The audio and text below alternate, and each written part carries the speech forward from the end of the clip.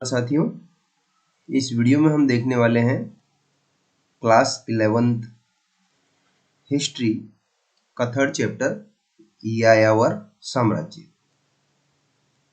अगर आप इस वीडियो को शेयर करते हैं, लाइक करते हैं और अगर आपको ये वीडियो पसंद आता है तो मैं आपके सिलेबस में जितने भी चैप्टर्स हैं उन सभी के वीडियो आपको बना करके प्रस्तुत करूँगा। तो ज़्यादा से ज़्यादा लाइक और शेयर कीजिए और अगर आपको कोई भी चीज़ समझ में नहीं आती है तो आप कमेंट बॉक्स में कमेंट कर सकते हैं। मैं प्रयास करूँगा कि अगले वीडियो में उन टर्म्स को भी लूँगा अलग से थोड़ा समय दे करके, जिससे कि आपको वो टर्म्स भी, जैसे मान लीजिए हम इसमें पढ़ना स्टार्ट करते हैं तो जैसे वर्ड आता है साम्राज्य या और भी कोई चीज़, मैं प्रयास करूँगा इसी वीडियो में आपको एक एक वर्ड बताऊँ अच्छे से। फिर भी अगर आपको कोई टर्म समझ में नहीं आता है तो आप कमेंट बॉक्स में कमेंट करके और मुझे बता सकते हैं, जिससे मैं अगले वीडियो में उसको एक्सप्लेन करने की कोशिश करूँगा। तो चलिए शुरू करते हैं। और अगर आपको और किसी सब्जेक्ट से संबंधित और किसी क्लास से संबंधित कोई वीडियो चाहिए तो आप कमेंट बॉक्स में लिख सकते हैं। मैं प्रयास करूँगा कि अगला वीडियो उसका आपके लिए प्रस्तुत कर सकूँ। चलिए शुरू करते हैं। यायावर साम्राज्य चैप्टर थर्ड है ये अपना।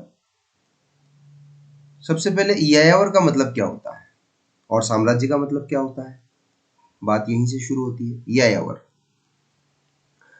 तो यायावर का मतलब होता है घुमक्कड़, घूमने वाला। जैसे हमने देखा नहीं, अपने आसपास जो लोहार जाति के समुदाय के लोग हैं वो घूमते रहते हैं, एक जगह पर टिकते नहीं है। 15 दिन, 1 महीने, 2 महीने एक जगह रह लिए, फिर उसके बाद दूसरी जगह चले गए। तो ये घुमक्कड़ जो लोग होते हैं वो यायावर कहा जाता है उनको, घुमक्कड़, घूमने वाले। और साम्राज्य, साम्राज्य का मतलब होता है कि एक ऐसी व्यवस्था जिसमें शासन करने वाला हो, उसके अलावा उसके अधिकारी या मंत्री शासन को संभालने वाले हों, जिसकी एक सेना हो, और वो जो पूरा क्षेत्र, भौगोलिक क्षेत्र से मतलब जैसे अपना राजस्थान है, इंडिया है, अमेरिका है, भूभाग जो है। और छोटे रूप में देखें तो मान लीजिए आप अगर कोटा में रहते हैं तो नयापुरा क्षेत्र हो गया, गुमानपुरा हो गया। आप अगर झालावाड़ में रहते हैं तो आपका क्षेत्र हो गया मामा भांजा चौराहा हो गया। और अगर आप उधर अन्य जो एरियाज हैं, झालरापाटन हो गया या कोई भी जो एरिया है वो, तो भौगोलिक क्षेत्र वो कहलाते हैं। तो साम्राज्य के अंतर्गत एक बहुत बड़े भौगोलिक क्षेत्र पर किसी व्यक्ति विशेष, जाति विशेष या समुदाय विशेष का शासन होता है। वो अपने अनुसार उसको चलाते हैं, अपने अनुसार वहाँ के लोगों से काम करवाते हैं। वो जो पूरा भौगोलिक क्षेत्र कहलाता है वो साम्राज्य कहलाता है। जैसे अंग्रेजों ने हमारे देश पर अधिकार कर लिया था तो वो पूरा साम्राज्य था उनका। फिर उन्होंने अगर मान लीजिए चीन पे भी अधिकार किया तो भारत, चीन, और अगर मान लीजिए उन्होंने अमेरिका पर भी अधिकार किया तो भारत, चीन, अमेरिका, ये तीनों उसके साम्राज्य में आ जाते हैं। तो इस तरह से यायावर साम्राज्य का मतलब है घुमक्कड़ लोगों का साम्राज्य। यायावर साम्राज्य की अवधारणा विरोधात्मक प्रतीत होती है, मतलब बिल्कुल अजीब लगती है। एक तरफ तो हम कह रहे हैं यायावर घूमने वाले, एक तरफ कहते हैं साम्राज्य। तो साम्राज्य जो है वो तो स्थिर है, जो आदमी घूम रहा है तो उसका जो क्षेत्र है वो तो वहीं रह गया, पीछे वो दूसरी जगह चला गया। ठीक है, तो ये एक विरोधात्मक, एक दूसरे को अलग अलग करती हुई प्रतीत होती है। और यह तर्क दिया जा सकता है कि यायावर लोग मूलतः घुमक्कड़ होते थे। ठीक है, ये मैंने पहले बता ही दिया। यह भी कहा जा सकता है कि ये सापेक्षिक तौर पर एक अविभेदित आर्थिक जीवन और प्रारंभिक राजनीतिक संगठन के साथ परिवारों के समूहों में संगठित होते थे। और साथ ही साथ ये भी कह सकते हैं कि ये एक आर्थिक जीवन जीते थे जो भिन्न नहीं होता था, सामान्य आर्थिक जीवन, अविभेदित। अविभेदित से मतलब है जो भिन्न नहीं है, जो विभेदित नहीं है। और इनका एक प्रारंभिक राजनीतिक संगठन था। प्रारंभिक राजनीतिक संगठन से मतलब है कि जो राजनीतिक संगठन था वो बहुत बढ़िया नहीं था, बहुत सुव्यवस्थित नहीं था, सिस्टमेटिक नहीं था, है ना। प्रारंभिक एक सिंपल सी भाषा में एक राजा, एक सरदार, एक कबीला और उसके अंडर में 10-20 लोग जो उसकी बात माने और वो 10-20 लोग जो है उसके कहे अनुसार काम करें। तो प्रारंभिक राजनीतिक संगठन। और परिवारों के साथ ये समूह संगठित होते थे, मिलजुल कर रहते थे। ये दो बातें हुई। उसके बाद दूसरी ओर साम्राज्य शब्द भौतिक अवस्थितियों को दर्शाता है। जैसा कि मैंने आपको पहले बता दिया, भौतिक क्षेत्र साम्राज्य। साम्राज्य ने जटिल सामाजिक और आर्थिक ढांचे में स्थिरता प्रदान की। अब मैंने बताया आपको कि विरोधात्मक, ऊपर आया था विरोधात्मक प्रतीत होती है। तो जब साम्राज्य शब्द आ गया तो जो इनका जो सामाजिक और आर्थिक ढांचा था जो काफी जटिल था, जटिल से मतलब है कि ऐसा फिक्स नहीं था कि भाई एक जगह पर ऐसा है तो हमेशा हर जगह पर ऐसा ही होगा, नहीं, हर जगह पर अलग अलग था, थोड़ा परिवर्तन था उसमें, इसलिए उसको जटिल कहा इन्होंने। और आर्थिक ढांचा, आर्थिक ढांचे से मतलब है हम जो व्यापार करते हैं, हम जो खेती करते हैं, हम जो हमारे कमाने के साधन है जिनसे हम पैसा कमाते हैं, खाने पीने की चीजें उपलब्ध करते हैं, वो जो सिस्टम होता है उसको आर्थिक ढांचा कहा है। तो साम्राज्य ने इनके सामाजिक और आर्थिक ढांचे में स्थिरता प्रदान की। मतलब ये यायावर थे, घुमक्कड़ थे, तो एक जगह पर रहने की इनकी मनोवृत्ति को विकसित किया, इनकी सोच को विकसित किया। और एक सुपरिष्कृत प्रशासनिक व्यवस्था, तो इनके जो प्रारंभिक राजनीतिक संगठन था जो सुपरिष्कृत नहीं था, अच्छा नहीं था, डेवलप्ड नहीं था, विकसित नहीं था, सिस्टमेटिक नहीं था, उसको सिस्टमेटिक बनाया और एक व्यापक भूभागीय प्रदेश में सुचारू रूप से शासन प्रदान किया। तो एक बहुत बड़े भूभाग में जमीन पर इन्होंने सिस्टमेटिक रूप से कंटिन्यू शासन करना शुरू किया। अब ये ऐसा इसलिए कह रहे हैं क्योंकि ये यायावर थे, घुमक्कड़ थे, ठीक है। लेकिन कई बार समाजशास्त्रियों की परिभाषाएं बहुत संकीर्ण और गैर ऐतिहासिक हो जाती है। कई बार जो ये समाजशास्त्री परिभाषाएं देते हैं यायावर की साम्राज्य की या यायावर साम्राज्य की, तो वो बहुत लिमिटेड लग जाती है, मतलब बहुत बड़े बातों को कवर नहीं करती है और गैर ऐतिहासिक हो जाती है। गैर ऐतिहासिक का मतलब है कि जिसको बिना किसी प्रमाण के, सबूत के, फैक्ट के बोला जाए, तो जब वो फैक्ट है ही नहीं उसके बारे में तो उसको ऐतिहासिक, ऐतिहासिक उसको कहेंगे जिसका कोई फैक्ट होता है ना। जैसे मान लीजिए हम अशोक की बात करते हैं, राजा अशोक की बात करते हैं, मौर्य सम्राट अशोक की बात करते हैं, तो हम इस आधार पे करते हैं तो कि उसके कई स्थानों पर स्तूप मिले हैं, उसका नाम मिला है उनमें, सांची का स्तूप, सारनाथ का स्तूप, बहुत जगहों पर उसके लेख मिले हैं, 14 स्तंभ लेख मिले हैं, तो उनसे पता लगता है कि हाँ ये था, तो ये ऐतिहासिक हो गया। अब जिसको कोई प्रमाण ही नहीं है, जिसका कोई सबूत ही नहीं मिला है, तो वो गैर ऐतिहासिक कहलाएगा, वो कपोल कल्पना कहलाएगी, केवल अपनी सोच कहलाएगी। तो इसलिए कहा कि कई बार समाजशास्त्रियों की जो परिभाषाएं हैं वो बहुत संकीर्ण और गैर ऐतिहासिक हो जाती है, क्योंकि वो किसी बंधे बंधाए सांचे में उन्हें डालते हैं, मतलब जो पहले से लोग मानते आ रहे हैं उसी के आधार पर वो कह देते हैं। ये परिभाषाएं तब त्रुटिपूर्ण सिद्ध हो जाती है, मतलब कब, जब गलत हो जाती है, जब हम यायावर समूहों पर निर्मित उनके कुछ साम्राज्य संबंधी संगठनों का अध्ययन करते हैं। तो जब हम इनका अध्ययन करते हैं यायावर साम्राज्य संबंधित संगठनों का, तो फिर ये हमें इनकी जो बातें हैं ये गलत सिद्ध हो जाती है। उसके अलावा अध्याय 4 में हमने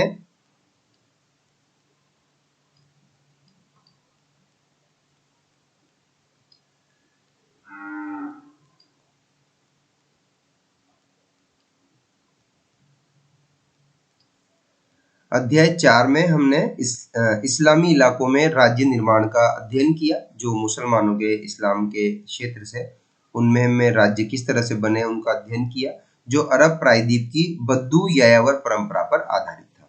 तो ये बद्दू एक प्रकार की प्रजाति हुई है, उसकी घुमक्कड़ परंपरा पर, वो अरब प्रायद्वीप में जो रहते थे बद्दू, उन पर वो इस्लामी राज्य इलाकों का राज्य का निर्माण आधारित था। इस अध्याय में एक भिन्न वर्ग के यायावरों का अध्ययन किया गया है और ये है मध्य एशिया के मंगोल।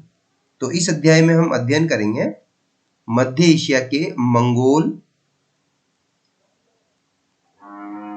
जिन्हें मंगोल एक जाति है ये, जो मध्य एशिया में निवास करती थी।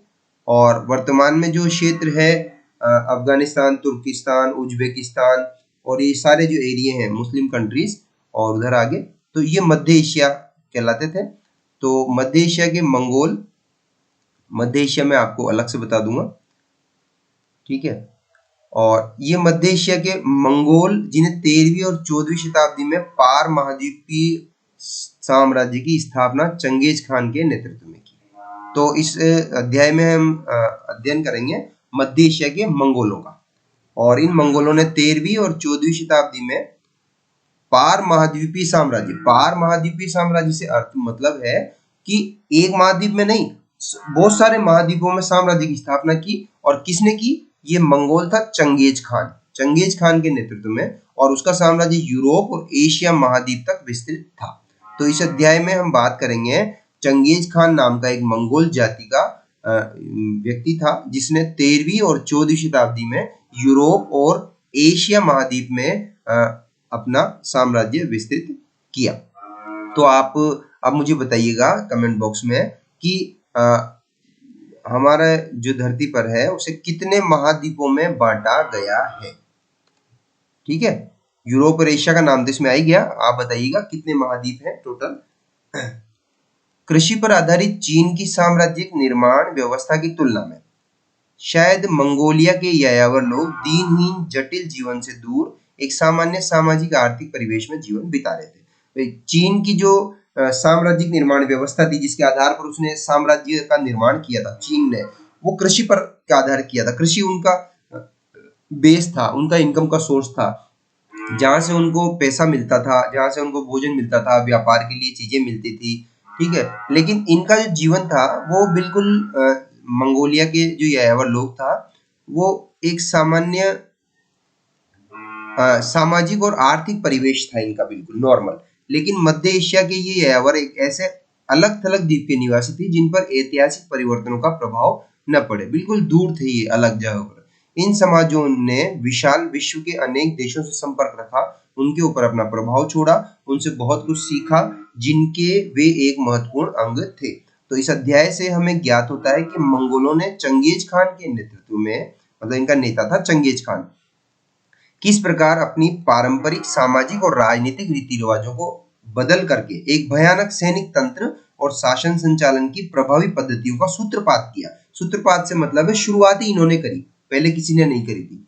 तो शासन संचालन की पद्धतियां इन्होंने एक विकसित करी और एक जबरदस्त सैनिक तंत्र विकसित किया। जैसे नेतृत्व से मतलब है जैसे हमारे देश में प्रधानमंत्री है और किसी भी देश में प्रधानमंत्री होता है, या हमारे जिले में जिला कलेक्टर होते हैं, ठीक है ना, आपके स्कूल में प्रिंसिपल महोदय होते हैं, तो वो नेतृत्व हो गया एक तरह से। तो इस चंगेज खान के नेतृत्व में इन्होंने विभिन्न प्रकार के राजनीतिक रीति रिवाज जो थे उनको बदला और सैनिक तंत्र बनाया और शासन को चलाने की एक विभिन्न विधियां, एक प्रभावी विधि बनाई, सूत्रपात किया उसका। सूत्रपात से मतलब खोज करना, शुरू करना। मंगोलों के सामने चुनौती थी कि वे केवल अपनी स्टेपी परंपराओं के जरिए हाल ही में विजित क्षेत्रों का शासन नहीं चला सकते थे। स्टेपी परंपराएं जो उनकी परंपरागत उस क्षेत्र की जो शासन करने की तरीके थे, तौर तरीके थे, उनसे वो जो जीते हुए क्षेत्र थे, जो उन्होंने जीत लिए थे अलग अलग जगहों पर, एशिया में, यूरोप में, उन तरीकों से वो वहां पर शासन नहीं चला सकते थे, क्योंकि वहां पर लोग अलग थे, वहां पर भौगोलिक स्थितियां अलग थी, वहां का मौसम अलग था। ठीक है, तो वो जो नए क्षेत्र जीते थे वहां पर अपनी तरीके से जो पुरानी परंपराएं थी जिनसे वो अपने यहाँ शासन चला रहे थे मंगोल साम्राज्य में। मंगोल साम्राज्य चीन के ऊपर का जो क्षेत्र है वो मंगोल साम्राज्य वहां पर हुआ करता था, और आपका इसमें मैप भी आएगा, उसमें भी मैं दिखाऊंगा आपको।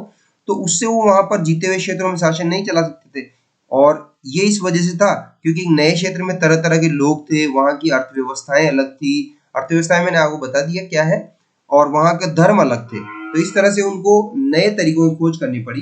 तो अपना यायावर साम्राज्य बनाने के लिए उन्हें नए तरीके अपनाने पड़े, समझौते भी करने पड़े, और इस साम्राज्य का यूरेशिया के इतिहास पर गहरा प्रभाव पड़ा। तो देखो, यूरोप और एशिया दोनों को मिलाकर के इसने यूरेशिया बोल दिया है। तो यूरोप और एशिया के इतिहास पर इसका बहुत प्रभाव पड़ा। इसने मंगोलों के समाज के चरित्र और संरचना को हमेशा के लिए बदल डाला। तो जब वो उन्हें अपने तरीके बदलने पड़े, जब उनको शासन करना था नई जगहों पर, जीती हुई जगहों पर, तो फिर उनको खुद को भी बदलना पड़ा। तो स्टेपी निवासियों ने, जो मंगोल क्षेत्र था, वहां के जो निवासी थे, वो क्षेत्र जो भौगोलिक क्षेत्र था वो स्टेपी प्रकार की जलवायु थी वहां पर, इसलिए उनको स्टेपी निवासी कहा गया है। स्टेपी प्रकार की जलवायु आप नोट कर लीजिएगा, मैं आपको इसको बता दूंगा। ठीक है, स्टेपी निवासियों ने आमतौर पर अपना कोई साहित्य नहीं रचा। एक तो इन्होंने कोई साहित्य नहीं रचा, कोई किताब नहीं लिखी, कोई कविताएं नहीं लिखी, इसीलिए हमारे इन यायावरी समाजों का ज्ञान मूलतः, तो इसलिए इनका ज्ञान हमें केवल इतिहास की बातों से मिलता है, और जो कोई यात्रियों ने, कोई घूमने वाले, यात्रा करने वाले लोगों ने जो लिखा उनसे मिलता है। और उसके अलावा जो नगर के साहित्यकारों के दस्तावेज थे, जहां पर इन्होंने, जिन क्षेत्रों को इन्होंने जीता, वहां कोई जो साहित्यकार थे उनसे हमें इनकी जानकारी मिलती है। इन्होंने खुद ने कोई साहित्य नहीं रचा। तो इन लेखकों की यायावरों के जीवन संबंधी सूचनाएं अज्ञात और पूर्वाग्रहों से ग्रसित है। तो देखिए अज्ञात है, एक तो कोई सपोर्ट नहीं है कि भाई जो बात बोल रहे हैं लिख रहे हैं जो लेखक वो कौन सी बात से सिद्ध हो रही है, कहाँ पर उसका कोई सबूत मिला है। दूसरी पूर्वाग्रह से ग्रसित है। पूर्वाग्रह से मतलब है कि हमारा पहले से किसी चीज के प्रति कोई सोच बन जाती है ना, तो उसको हम पूर्वाग्रह कहते हैं। जैसे मान लीजिए आपने सुन लिया, आपने किसी स्कूल में एडमिशन लिया और आपने सुन लिया कि वहाँ के जो मैथ्स टीचर हैं बहुत ज्यादा गुस्से वाले हैं, वो बात बात पर डांटते हैं, वो नंबर भी काटते हैं, वो अच्छा नहीं पढ़ाते हैं। तो आप उनसे मिले नहीं हो, लेकिन जब आप उनसे सबसे पहले मिलोगे तो आपके दिमाग में ये पूर्वाग्रह बन गया, ये सोच बन गई कि वो ठीक नहीं है। तो आप उसी दृष्टिकोण से उसे देखोगे। तो अगर मान लीजिए उन्होंने आपकी कॉपी चेक की और आपके जो क्वेश्चन गलत है उसके नंबर काटे, तब भी आप ये सोचोगे कि इन्होंने तो, इनकी तो आदत है, ये तो ऐसे ही काटते हैं। तो इसलिए ये जो सोच है जो हम पहले से ही रखते हैं किसी के प्रति, उसको पूर्वाग्रह कहते हैं। तो ये जो क्षेत्रों को इन्होंने जीता और वहां पर जो लेखक थे उन्होंने इनके बारे में लिखा, तो वो पूर्वाग्रह से ग्रसित थे। मतलब इन्होंने जीता, उन पर अत्याचार किए, तो उनके दिमाग में सोच बन गई ये तो अत्याचारी है, ये ठीक नहीं है, तो उन्होंने उस सोच से ही लिखा उनके बारे में, तो उसको कहते हैं पूर्वाग्रह। तो मंगोलों की साम्राज्यिक सफलताओं ने अनेक विद्वानों को अपनी ओर आकर्षित किया। जो इन्होंने साम्राज्यिक सफलता है, मतलब इन्होंने जो विभिन्न क्षेत्रों को जीता, तो विद्वानों का ध्यान इनकी ओर गया कि यार ये कौन लोग हैं। उनमें से कुछ ने अपने अनुभवों के यात्रा वृत्तांत लिखे, मतलब वो जो गए, यात्रा की उन्होंने, फिर उनसे जो अनुभव हुआ उनको वो लिखे। और कुछ ने मंगोल अधिपतियों के जो राज्याश्रय में रहे, मंगोल जो शासक हुए, नेता हुए, उनके राज्य में रहे, मतलब उनके दरबार में रहे। इन व्यक्तियों की पृष्ठभूमि अलग अलग थी, मतलब जो लेखक थे लिखने वाले, ये अलग अलग क्षेत्रों के थे। कोई किसान भी हो सकता था, कोई कारीगर भी हो सकता था, कोई राज परिवार से भी हो सकता था, ठीक है। तो इनकी पृष्ठभूमि अलग थी। वे बौद्ध थे, वे बौद्ध मतलब बौद्ध धर्म को मानने वाले। कन्फ्यूशियसवादी, मतलब कन्फ्यूशियस एक विद्वान हुआ है चीन में, जिसे हमारे यहाँ महात्मा बुद्ध हुए हैं, ऐसे बहुत बड़े विद्वान चीन में हुए हैं। तो उनके सिद्धांतों को मानने वाले लोग कन्फ्यूशियसवादी कहलाए। कुछ जो लोग थे वो ईसाई थे, तो कुछ तुर्क थे, मतलब जो मुसलमान थे, तुर्किस्तान से, उधर मध्य एशिया से आए हुए थे और मुसलमान थे। तो कौन लोगों की बात कर रहा हूं मैं? उन लेखकों की बात कर रहा हूं जिन्होंने यायावरों के जीवन के बारे में लिखा। वो अलग अलग पृष्ठभूमि से, अलग अलग बैकग्राउंड से थे। जैसे कोई बौद्ध थे, कोई कन्फ्यूशियसवादी थे, कोई इराक ईसाई थे। जैसे आपकी स्कूल में आप क्लास में बैठते हो तो सब अलग अलग पृष्ठभूमि से हैं, मतलब किसी के फादर डॉक्टर हैं, किसी के इंजीनियर हैं, है ना, और कोई गांव से आया हुआ है, तो बैकग्राउंड अलग अलग हो गया ना, तो उसी तरह से इनके बारे में कहा गया है। तो यद्यपि इन लोगों को मंगोल रीति रिवाजों का ज्ञान नहीं था, इनको मंगोलों की रीति रिवाजों के बारे में कुछ भी पता नहीं था।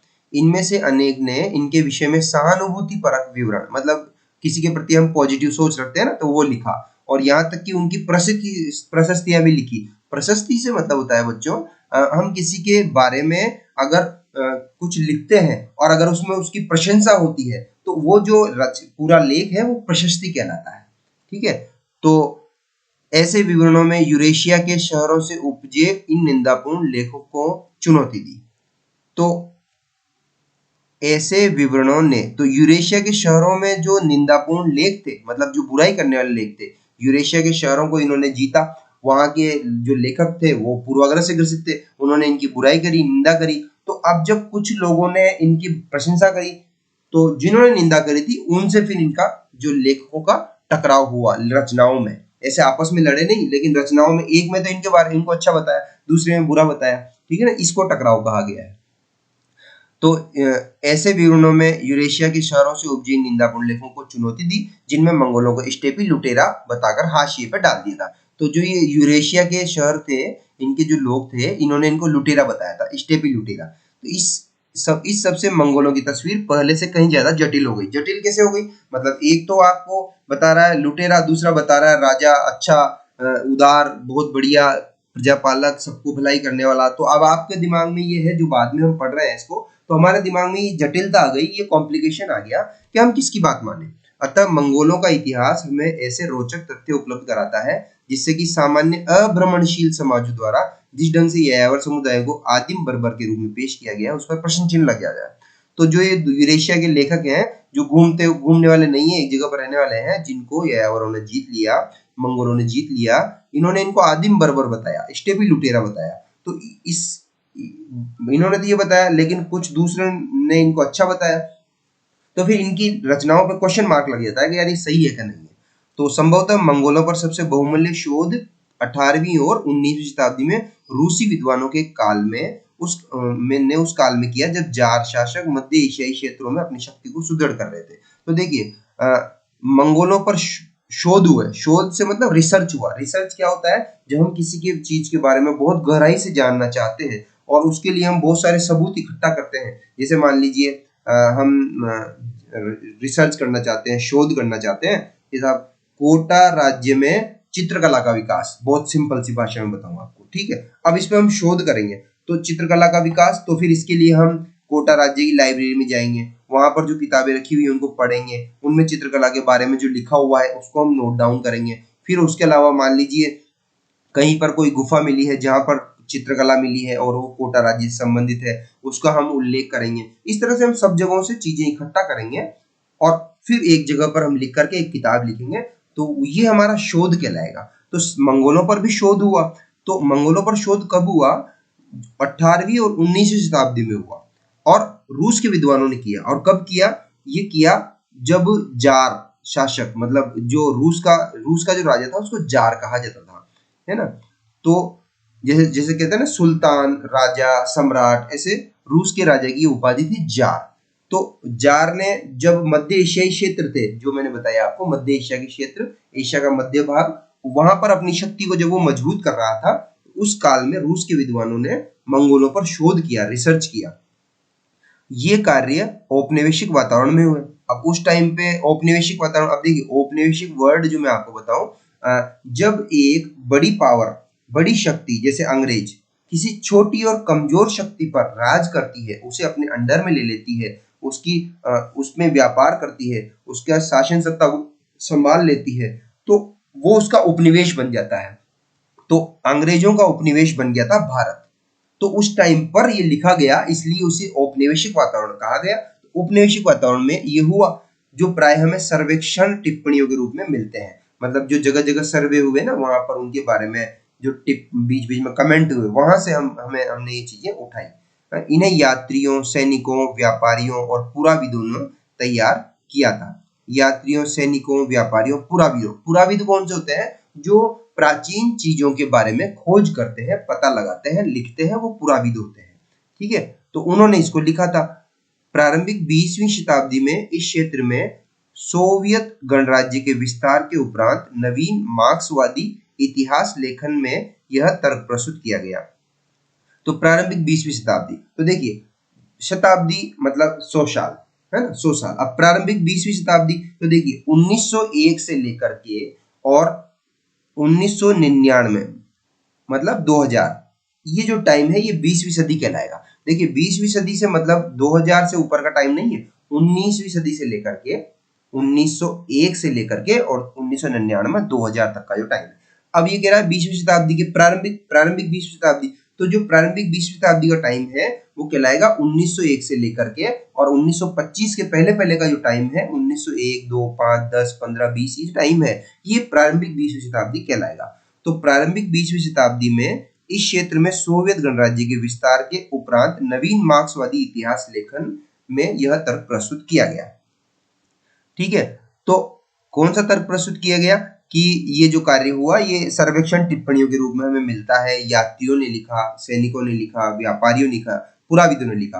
तो ये जो इनके बारे में लिखा, ये टिप्पणियां लिखी, ये यात्रियों, सैनिकों, व्यापारियों और पुराविदों ने लिखी। ये बात कौन बताता है? ये मार्क्सवादी इतिहास लेखन बताता है। अब देखिए मार्क्सवादी इतिहास लेखन क्या होता है? ये मार्क्सवादी इतिहास लेखन, ये लेखन का एक वर्ग है, एक संप्रदाय है, जिसे कुछ लोग हैं। अब कुछ लोग ये मानते हैं, लिखने वाले, कि गरीब और अमीर दो प्रकार के लोग ही इस दुनिया में हैं, ठीक है।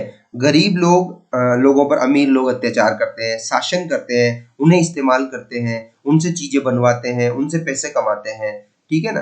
तो ये जो इस तरह की सोच है, गरीब और अमीर, पूंजीपति, श्रमिक, दो ही वर्ग बताते हैं। तो इस तरह का जो लेखन लिखने वाले हैं और मानने वाले हैं, उनको कहा गया है एक मार्क्सवादी इतिहास लेखन। मार्क्सवादी बोला गया है उनको। मार्क्सवादी से मतलब क्या है? मार्क्सवादी मतलब एक दार्शनिक हुए हैं, एक इतिहासकार हुए हैं, एक लेखक हुए हैं जर्मनी के, जिनका नाम था कार्ल मार्क्स। ठीक है, जिनका नाम था कार्ल मार्क्स। तो उन्होंने ये सोच विकसित करी कि इस दुनिया में केवल दो तरह के लोग हैं, पूंजीपति और श्रमिक, अमीर और गरीब। तो उनके ये विचार थे। तो उनके विचारों से जो लोग सहमति रखते हैं, जो सपोर्ट करते हैं और जो लिखते हैं, उनको बोला गया है मार्क्सवादी, है ना। और वो जो लिखते हैं उसको बोला गया है मार्क्सवादी इतिहास लेखन। तो ये है मार्क्सवादी इतिहास लेखन। फिर भी आपको इस वर्ड में कुछ समझ में नहीं आता है तो आप नीचे कमेंट बॉक्स में कमेंट कर सकते हैं। मैं नेक्स्ट वीडियोस में आपके सारे डाउट्स क्लियर करने की कोशिश करूंगा। एक वीडियो में ऐसा लाऊंगा जिसमें आपके सारे जो पॉइंट्स हैं, सारे जो ये टर्म्स हैं, इनको मैं क्लियर करूंगा। वैसे मैं यहाँ पर भी क्लियर करने की कोशिश कर रहा हूँ।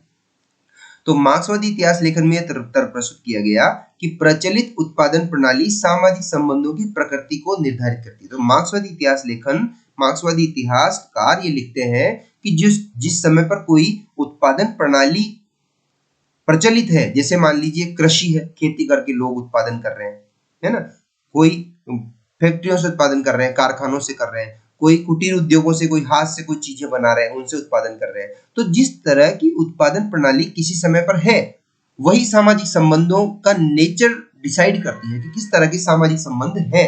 मतलब गरीब अमीर वाले हैं, या आपस में सहयोग करने वाले हैं, या व्यापार पर जनता का ही प्रभुत्व है, जनता ही व्यापार चला रही है। तो सामाजिक संबंध राजा प्रजा है, या फिर आपस में सब मिलकर के शासन कर रहे हैं, या परिवार किस तरह के हैं, सामूहिक परिवार हैं, कबीलों में रहते हैं, एक समुदाय में रह रहे हैं, या अलग अलग रह रहे हैं, एक किला बना करके उसके अंदर रह रहे हैं। तो इस तरह की सामाजिक संबंधों के जो नेचर है वो कहाँ से डिसाइड होता है, वो उस समय पर जो उत्पादन प्रणाली, प्रोडक्शन सिस्टम जो है उस टाइम का, उससे डिसाइड होता है ये सामाजिक संबंधों का नेचर। ये मार्क्सवादी इतिहासकार लिखते हैं। तो इसने चंगेज खान और उभरते हुए मंगोल साम्राज्य को मानव विकास की उस संक्रमण व्यवस्था के दायरे में रखा जिसमें जनजातीय उत्पादन प्रणाली से सामंती उत्पादन प्रणाली की ओर परिवर्तन हो रही थी। अब जो ये मार्क्सवादी इतिहास लेखन है, इसने ये बताया कि चंगेज खान और उसका साम्राज्य कब था। ये तब था, उस संक्रमण अवस्था में था जिसमें जनजातीय उत्पादन प्रणाली, मतलब जनजातीय उत्पादन प्रणाली कौन सी होती है, जैसे मान लीजिए जनजातीय आदिवासी लोग हैं, ये जंगल से चीजों को, जो रेडीमेड चीजें होती है, बनाते नहीं है, जंगल से जो उत्पाद होते हैं, फल फूल होते हैं, पत्ते होते हैं, है ना, उनको डायरेक्ट काम में लेते हैं। ठीक है, तो ये जनजातीय उत्पादन प्रणाली। फिर उससे जब धीरे धीरे सामंती उत्पादन प्रणाली आ रही थी, सामंती उत्पादन प्रणाली से मतलब है कि एक जमींदार होता है, एक व्यक्ति होता है जो सबसे टैक्स लेता है, पैसा लेता है, उनको सुरक्षा देने के बदले में, ठीक है ना, उन पे शासन करता है। तो ये जो प्रणाली है, और सब लोग उसको भेंट देते हैं, किसान वगैरह, मजदूर वगैरह, तो ये सामंती उत्पादन प्रणाली है।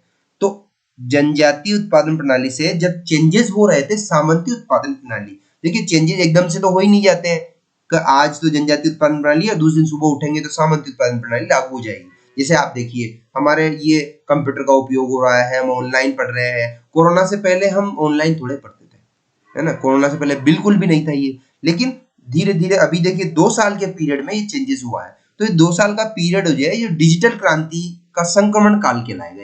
है, हम इससे पहले डिजिटल अध्ययन नहीं करते थे, क्लास में जाकर के पढ़ते थे, लेकिन अब देखिए हर कोर्स जो है वो ऑनलाइन हो गया है और हमें ऑनलाइन पढ़ने में कोई दिक्कत भी नहीं आ रही है। लेकिन अगर कोरोना नहीं आता और हमें डायरेक्ट ऑनलाइन पढ़ने के लिए कहा जाता तो हम नहीं पढ़ते, हमें अच्छा फील नहीं होता, हमें समझ में नहीं आता। ठीक है ना, इंटरनेट का यूज कितना ज्यादा बढ़ गया है इससे। तो ये जो दौर है ये संक्रमण का काल कहलाएगा। चेंजेस का जो पीरियड होता है, चेंजेस एकदम से नहीं होते हैं, तो वो जो बीच का पीरियड होता है वो संक्रमण काल कहलाता है। तो इस संक्रमण काल में ही चंगेज खान और उसके साम्राज्य का विकास हुआ, ऐसा मार्क्सवादी इतिहासकार लिखते हैं। जनजातीय उत्पादन प्रणाली से सामंती उत्पादन प्रणाली के बीच का जो काल था, उस टाइम पे चंगेज खान और उसके साम्राज्य का विकास हुआ। यह परिवर्तन सापेक्षिक रूप से एक वर्गहीन सामाजिक व्यवस्था से और उस सामाजिक व्यवस्था की ओर संकेत, यह परिवर्तन सापेक्षिक रूप से एक वर्गहीन सामाजिक व्यवस्था से उस सामाजिक व्यवस्था की ओर हुआ जिसमें कृषक, भूस्वामी और लॉर्ड के बीच में एक विशाल अंतर पाया गया। तो देखिए ये जो परिवर्तन हुआ, ये कैसे हुआ। पहले तो था वर्गहीन समाज। वर्गहीन से समाज से मतलब है, वर्गहीन से मतलब है कोई वर्ग नहीं थी, कोई क्लास नहीं थी। मतलब जैसे श्रमिक एक वर्ग हो गया, ठीक है, राजा एक वर्ग हो गया, नेता एक वर्ग हो गया, टीचर एक वर्ग हो गया। तो वर्ग वर्गहीन समाज, अब ये वर्ग एक दूसरे से बिल्कुल अलग हो, अगर एक दूसरे से कोई कम्युनिकेशन नहीं करे, जैसे अभी तो मान लीजिए मजदूर जो है वो एक ही जगह पर रह रहे हैं, मजदूर भी एक जगह रह रहे हैं, वही चीजें हम खरीद रहे हैं, वही चीजें वो खरीद रहे हैं, खा रहे हैं, पी रहे हैं, उसी शासन व्यवस्था में वही वोट हम डाल रहे हैं, मजदूर भी वही वोट डाल रहा है, टीचर भी वही वोट डाल रहा है, वही आटा खा रहा है, उसी स्कूलों में बच्चे पढ़ रहे हैं, है ना। तो इनमें कोई अंतर नहीं है, लेकिन अगर इनमें अंतर हो जाए तो वर्ग युक्त समाज हो जाएगा। तो ये परिवर्तन कैसे हुआ? पहले तो जो समाज था वो वर्ग ही विहीन था, मतलब कोई वर्ग नहीं था, और फिर बाद में ये जो चेंजेस हुआ तो इसमें फिर वर्ग बन गए, कृषक, भूस्वामी और लॉर्ड। लॉर्ड मतलब जो सबसे ऊपर होता था, भूस्वामी जमीन के मालिक होते थे, पहले किसान होते थे, फिर किसान जमीन के स्वामियों के अंडर में होते थे, फिर जमीन के सारे स्वामी इस लॉर्ड के अंडर में होते थे। ये एक बड़ा अधिकारी होता था अंग्रेजों का। तो फिर इस तरह से जो चेंजेस हुआ ये वर्ग विहीन सामाजिक व्यवस्था से और वर्ग युक्त सामाजिक व्यवस्था की ओर हुआ, ठीक है ना। और उसके बीच में ये चंगेज खान और उसका साम्राज्य विकसित हुआ। तो इतिहास की ऐसी निर्धारित व्याख्या का अनुसरण करने पर भी, मतलब इस तरह इस व्याख्या को, इस डिटेल को, इस बात को अगर हम माने, तब भी मंगोल भाषाओं, उनकी समाज और संस्कृति पर अति उत्तम शोध बोरिस याकोवालेविच व्लादिमीरिस्टोव जैसे अन्य विद्वानों ने किया। बहुत महत्वपूर्ण है, इस नाम को आप याद कर लीजिए। मंगोल भाषाओं पर और उनके समाज पर, उनकी संस्कृति पर, उनके कल्चर पर। जो कल्चर क्या होता है, देखिए, जो चीजें हम मानते हैं, पहनते हैं, खाते हैं, पीते हैं, रहते हैं जहां पर, ये सब कलेक्टिवली एक हमारी कल्चर कहलाती है। तो इस पर जो मंगोलों पर शोध किया, इस नाम को आप याद कर लीजिएगा, बोरिस याकोवालेविच व्लादिमीरिस्टोव ने ये शोध किया। ये बहुत महत्वपूर्ण नाम है, इस नाम को आप याद कर लीजिएगा। चलिए, ये वीडियो बहुत बड़ा हो जाएगा, हम अगले वीडियो में इसको लेते हैं।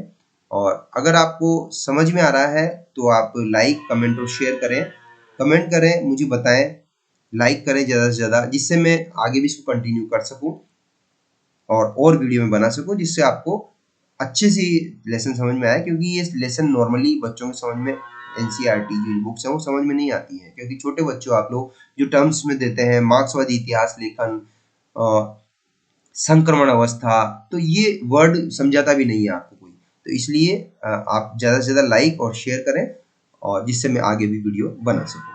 Thank you so much.